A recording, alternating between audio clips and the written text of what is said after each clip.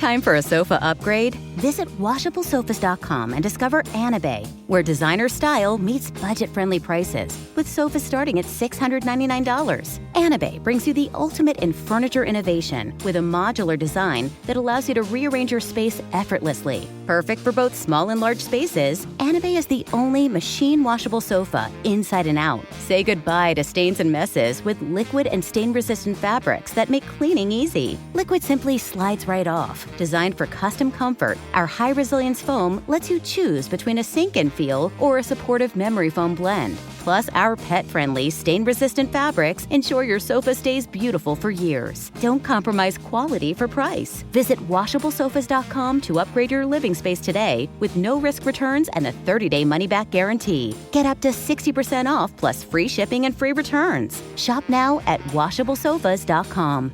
Offers are subject to change and certain restrictions may apply. Jordan and Jake. I feel good. I'm excited, ready to go. The home stops. He throws it across field. Guess who? Jordan Gross. Here are your Panther Hall of Honor members, Jordan Gross and Jake Delhomme. Jordan and Jake podcast. I'm Jordan. You're Jake. Preseason week, dude. We got a game, and you, if my memory serves me correctly, you are going to do the TV broadcast. Is that correct? That is, Jordan, and I'm extremely excited about it. I get to work with my fellow partner in crime, Steve Smith, and also my other fellow partner with Anish. So I'm looking forward to it, Jordan. Preseason, I think if anyone's listened to us over the past so many years, I love the preseason because that was my life. I was not the 8th overall pick, unlike my co-host. You say that Jordan. Like once an episode. I think you need that's a message jealous. delivered. Sorry. Message delivered. Jealous. Let's move on. You're dang 50 years old. Let's move on. Yeah, well, listen, I had to fight, scratch, and claw. And those 6 years were that's what it was. Basically 7 years. My 6 years in New Orleans and my first year in Carolina. So the preseason is near and dear to my heart.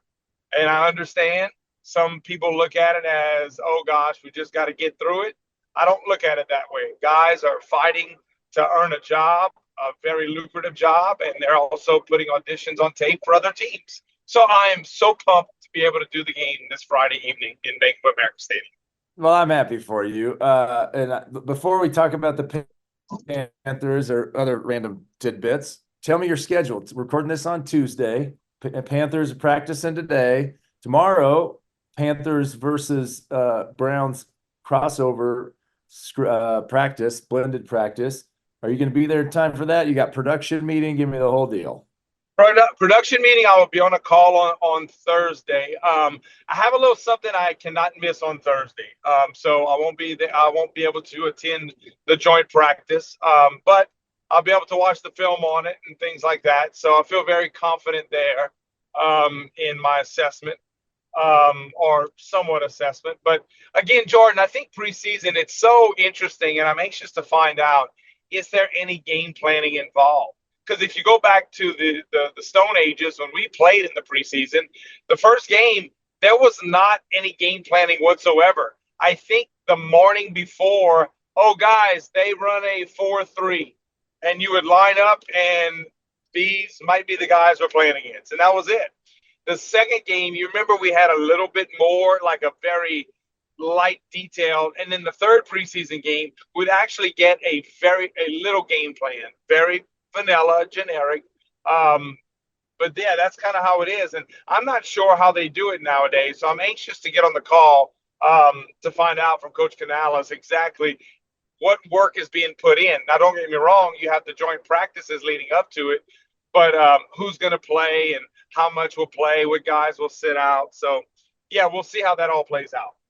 Well, as I look at the training camp schedule that the Panthers pass out to us insiders, you got an hour and a half practice on Wednesday with the Browns. That's what's scheduled. And then Thursday, everybody's separate again. It seems like a lot of travel, a lot of hotel, a lot of time for that crossover time being an hour and a half, Jake. So if you're Coach Canales, if you're the Browns, you got an hour and a half to cross over. What's the talk to the listeners about what the benefit is, Jake, of doing these blended practices?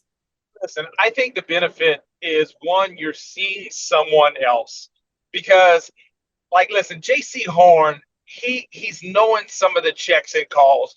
Bryce is knowing some of these checks and calls.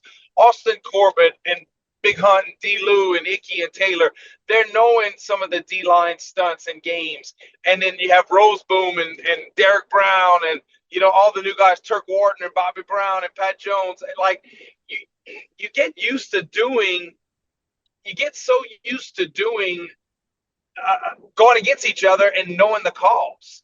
But this is something totally different. They're going to be lined up different. You're going to have different body types, different speed. Those are the things that you look forward to. You give the personnel. So, like, I'm assuming on offense, we'll give the Browns 21 personnel, which is regular personnel, fullback, running back, tight end, 2 wide receivers, and down and distance, and you go from there. I mean, that's what it entails. That's what it's all about. And I think another thing, because we're going to have a joint practice with Houston again next week, you would assume we're going to be working on, let's just say, first, second down, and maybe a little bit of red zone against Cleveland. Maybe next week we'll do a heavy emphasis red zone, some short yardage goal line stuff. So I'm assuming the coaches, in leading up to this, they have discussed what areas of need that they want to participate in and do. So that's kind of the offensive defensive perspective.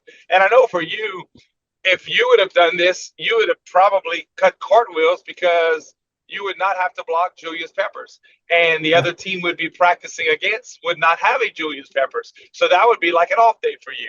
Well, I always hated these preseason games with no preparation, no game planning, as you said. I on a typical in-season game, you study as an offensive lineman, you study the heck out of the guys you're going to be going against, particularly their pass rush, their philosophy, the pass rush technique, any indicators of anything. And going out there just blank, not having any time to assess what their rush moves are like. I hated it. I remember very vividly, we played the Giants one year, preseason game 1. I went against Jason Pierre-Paul. He was young. I'd never gone against him. And it wasn't like I gave up 10 sacks or something like that, Jake, but I could not wait for that game to get over fast enough. The whole preseason thing where we're live, you're actually hitting the quarterbacks, you're actually hitting the running backs, but we don't prepare with a game plan. It just seems so foreign to me that in the NFL, that type of situation exists. You know what I mean? Like, we're going to roll out there with our starters at times and risk injury. And so it shows me why the trend has gone towards you barely going to see any starters play in these preseason games, maybe a series, because the risk is not worth the reward that you're going to get from these times. So back to your point, these joint practices are beautiful because you are going to get your starters versus starters in that. You're going to have a quick whistle. They're not going to tackle to the ground, and the coaches can get a little bit more experience and live-ish looks out of your starters without having that risk, Jake. So there's a lot of Jake Delomes out there on the Panthers and other teams that are undrafted guys, late round guys, maybe one last opportunity. They're going to get a lot of reps. And so for you and Steve, I know you're going to have a fun time. It might be hard at times to stay on task, but you got to get deep in the rosters, man, to be able to call an NFL preseason game. So are you doing your homework? I have, Jordan. I've been doing more, honestly, more so the Panthers leading up to this, right? Because we're doing the Panthers broadcast. And yes, I'm going to study Cleveland's roster as we get closer. But I'm more worried about or more concerned with the Panthers, right? And I want to look at some of our young guys. I want to see like Lathan Ransom. I want to watch him, the safety out of Ohio State. And I want to watch him play special teams. And I want to watch him run around and things like that. Those are the things that I want to really focus in on it. And tight end wise, same thing. We all know that, Tommy Tremble's out. Jatavion's having a phenomenal camp, but I want to see Mitchell Evans out there. I want to see Etienne, the running back. Little things like that. Those are the ones I want to see. Another guy who's kind of been the talk of camp and even the offseason is Corey Thornton, the undrafted rookie free agent, I believe out of Louisville. He's one that I want to watch. He's got length and things of that nature, and he's kind of been that surprise. And that's what preseason is about, is these guys that for whatever reason got overlooked, and now they're shining. And everything's great right now, Jordan, right? Because it's not under the lights. When the lights come on, there's always that player or two that might just look average.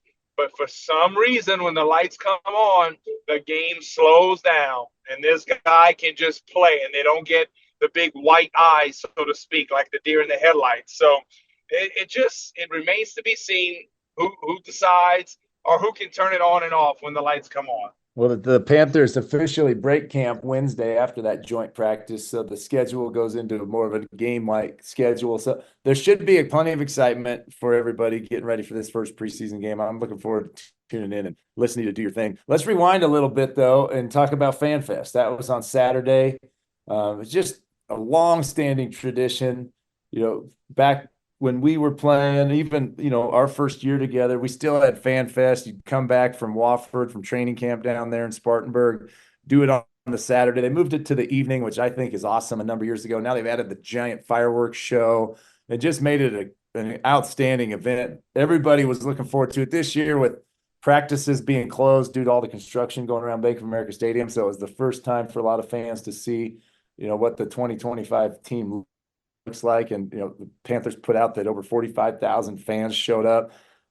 Leggett got in the end zone and was riding his horse celebration, which I know he was happy about, with not getting in the end zone the second half of the season last year. But Jake, just watching through the social media stuff, reading online, recapping FanFest, what'd you take away from that?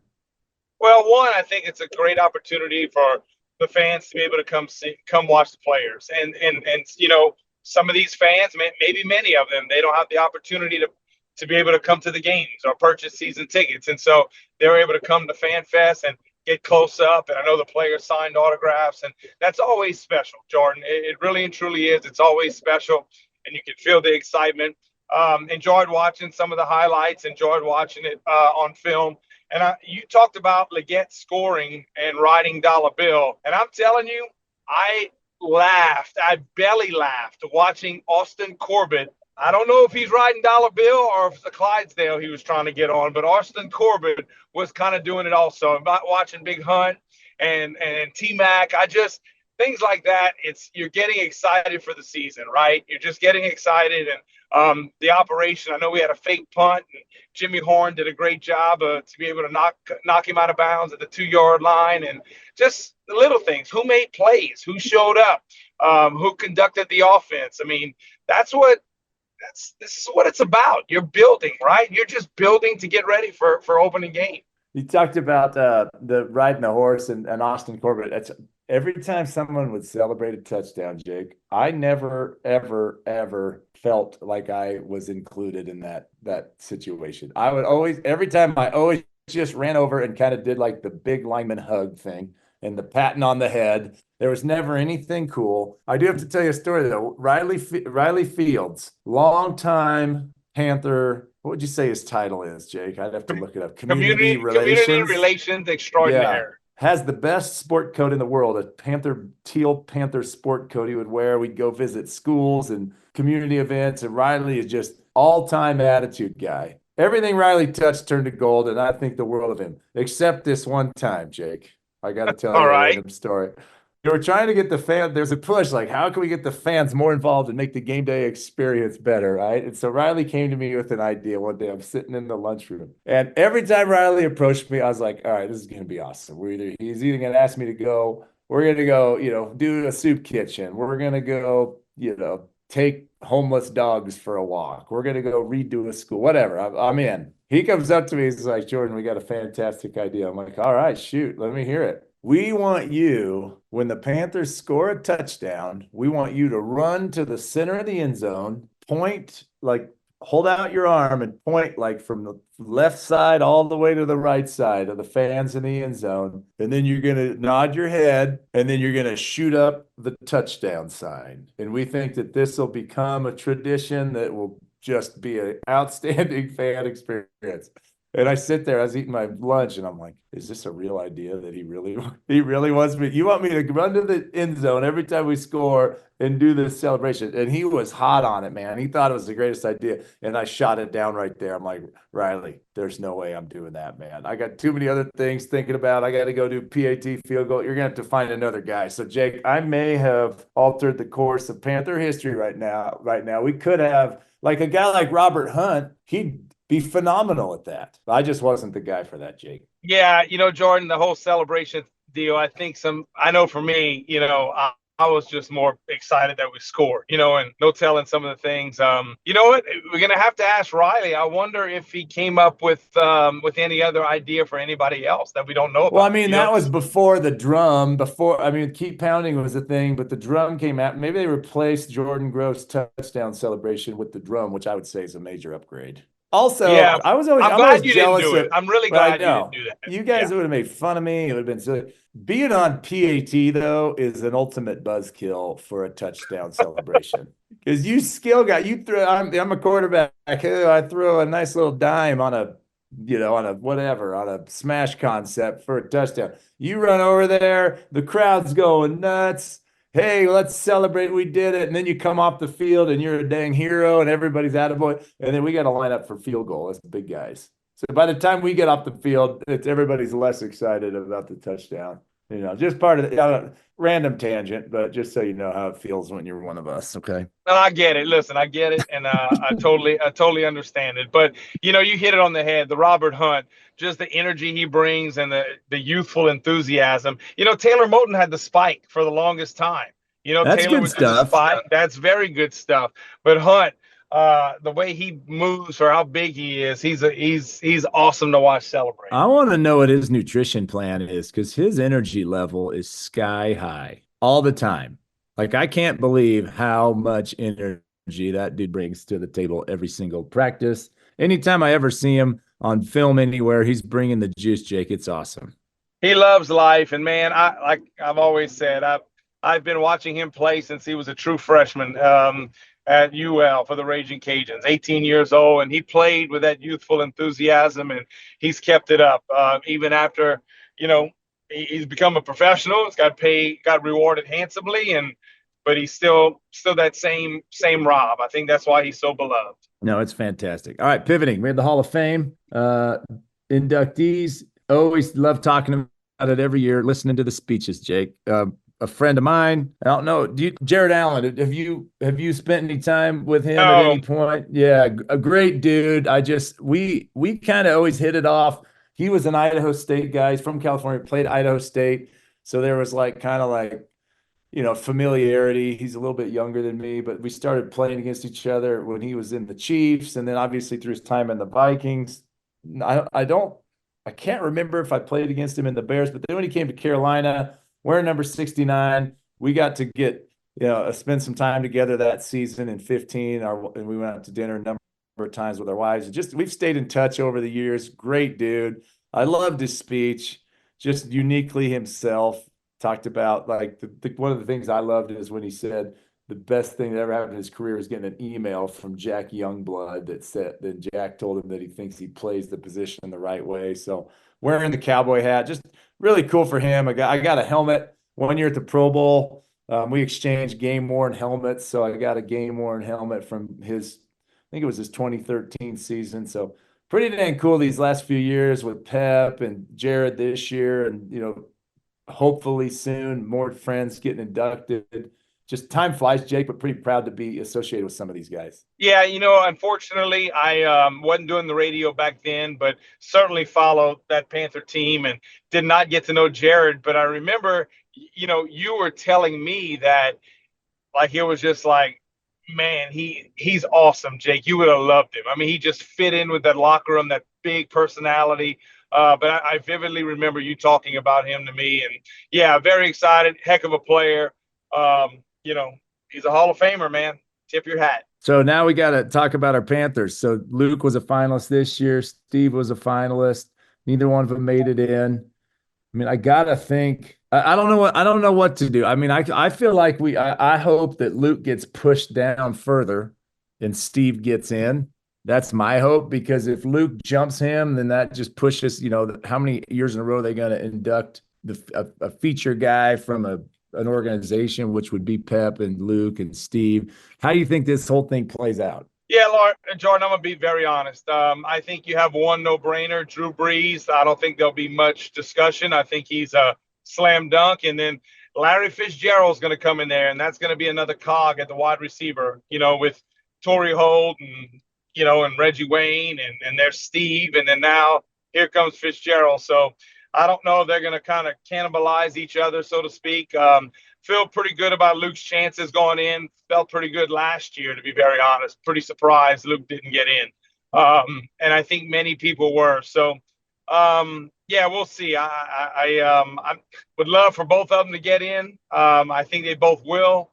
At the same time, not so sure. I don't understand sometimes the process that it seems like they have to go through. But, we'll see how it plays out. But I feel good. I think Luke's got a strong chance. Yeah, I sure do. There's not really a question with Luke, correct? Like, there's no way that Luke doesn't get in. It was funny. I talked to him this year after the announcements were made. He's like, I'm actually kind of glad I didn't get in, because I had some trips planned around that time, and it would really mess up my schedule. True Luke fashion. Like, you hear other guys, I've been waiting for years, and on it, some guys that aren't in are outwardly bitter about it. And Luke said, it would have messed up my plans in August. So, but Steve gets in at some point, correct, Jake? Is that a concern at all? Jordan, I've gone on my rants on here. He gets in, but he should have been in. I'm sorry. No disrespect to maybe some other guys that are in and whatnot. That's awesome. But right. It is what it is. Steve, I'm sorry. Yeah. You're going to get my blood pressure. You're going to get my blood pressure. I'm sorry. What you're going to do. You get your hair all messed up. Hey, you have fun this week going to watch the game, call the game. Good luck. Tell Steven, Anish, DL, everybody, Matt, tell them I said hello. And Jake, looking forward to hearing you do your thing. Let's talk next week. We got another preseason game. Who is it? The Texans, right? Yeah, the Texans. Your alma mater. And they're going to come down to Houston in scrimmage against them. And it's going to be a little warm. So they're going to get a taste of, some true humidity and heat to get them ready for the season. And Texans, really good football team. A lot of talent on that football team. Let's not get ahead, though. Browns first. Sounds good. All right, Jake. See you, man. Talk to you next week. Take care. Bye-bye.